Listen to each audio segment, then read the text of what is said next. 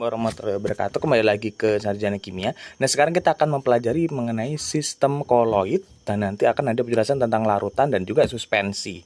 Sebenarnya apa sih sistem koloid, larutan dan suspensi? Kalau larutan kan kita udah pernah menjelaskan sebelumnya bahwasanya suatu zat yang bercampur dan tidak bisa dibedakan atau berbentuk homogen gitu. Zatnya bisa cairan dengan cairan atau cairan dengan padatan. Contohnya ya cairan dan cairan, susu dengan air. Kalau misalkan pacaran dengan padatan adalah air dengan gula gitu. Nah, kalau misalkan koloid sendiri itu adalah suatu bentuk campuran yang keadaannya terletak di antara larutan dan suspensi, campuran kasar gitu. Jadi dia belum larutan, dia belum larutan, tapi dia sudah melebihi dari suspensi gitu. Nah, ini adalah contohnya susu, keju, ini jelly dan ini nasi gitu ya. Nah, sistem dispersi.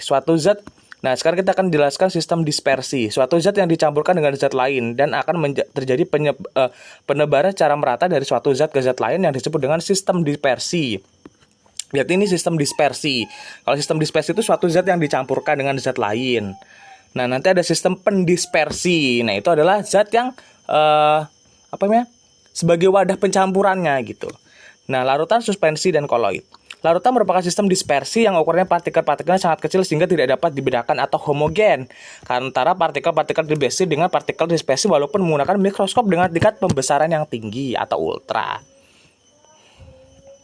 Nah, sehingga tidak akan bila tidak diadus secara terus-menerus akan mendapat akibat ya gravitasi bumi. Ini kalau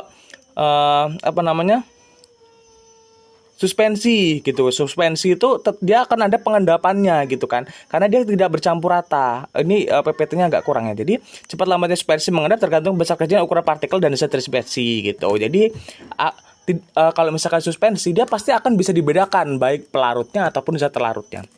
Semakin besar ukuran partikel tersuspensi, semakin cepat proses pengendapan terjadi. Pemisahan suspensi dapat dilakukan dengan proses penyaringan atau filtrasi menggunakan penyaringan. Nah, kalau yang terakhir adalah koloid, berasal dari kata kola, yang bahasa Yunani berarti lem. Koloid merupakan suatu bentuk campuran sistem dispersi dua atau lebih zat yang bersifat homogen, namun memiliki ukuran partikel terdispersi yang cukup besar, 1-10 nanometer, sehingga terkena efek Tyndall atau penghamburan.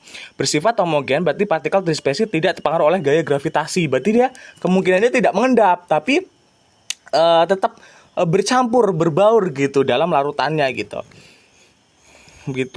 Nah, sehingga tidak dijumpai pengendapan. Sifat homogen ini juga dimiliki oleh larutan namun tidak dimiliki oleh campuran biasa atau suspensi gitu. Jadi nggak ada pengendapan baik larutan maupun ini koloid gitu. Nah, perbedaannya sekarang. Ukuran partikel kalau suspensi lebih dari 100 nanometer, koloid 1-100, larutan tuh kurang dari 100 nanometer, jadi kecil, jadi nggak bisa dibedakan gitu. Penampilan fisiknya keruh, partikel dispersi dapat diamati langsung dengan mata telanjang, jadi contohnya endapannya dapat diamati. Kalau itu keruh sampai jernih, karena kan dia masih berbaur gitu, dia tapi tidak ada pengendapan gitu. Dapat diamati dengan mikroskop ultra. Nah, itu kalau larutan pasti jernih gitu kan karena bercampur gitu. Partikel dispersi hanya dapat mengamati dengan mikroskop ultra gitu. Kestabilan mudah mengendap kalau misalkan suspensi. Kalau koloid suka terpisah tapi tetap bisa gitu, tetap aja bisa gitu semua. Tidak terpisah untuk larutan. Sedangkan cara pemisahannya untuk suspensi yang mudah aja filtrasi. Koloid tidak dapat disaring, sedangkan larutannya tidak dapat disaring juga. Perbandingan sifat campuran.